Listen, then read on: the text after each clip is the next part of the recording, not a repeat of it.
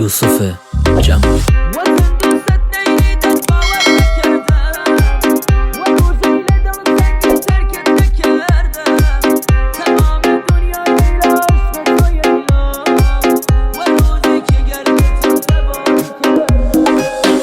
زخمی دلم قدیمی بوده، نه فکر و خاطر تو از سرم چوده. تدایی گردی هم روح و روانه، مرور خاطر ایلمانتی ای دو چوده. هم دلم تنگت دلم کاشکی بزانی، تو ساقی حالمی نامهربانی. پیک عشق چبی ارام رشانی، دمت گرم ورم کردی مالم رمانی. ای پیک عشق چبی بدجور رشانی، دستت خوش مرم کردی مالم رمانی.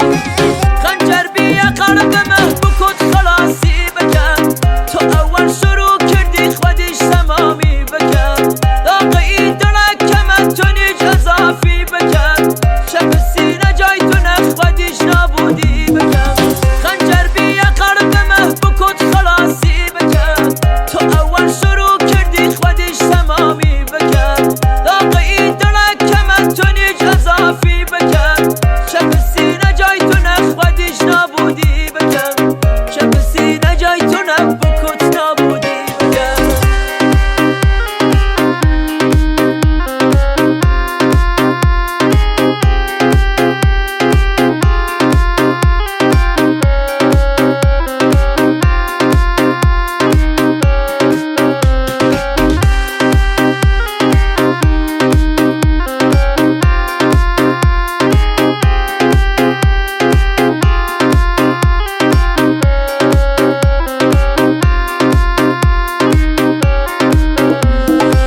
سرگردان عشقدم و گرد غم و درد زیاد. قفلی عشقتونم محاله که بچیده یاد. تا کور درد و غم و بان دوشم بورم، عشق تو هانا و سخانم آرامیده زیاد. وطن دوست نیریدن باور نکردن، و روزی لدل تنگی ترکت نکردن.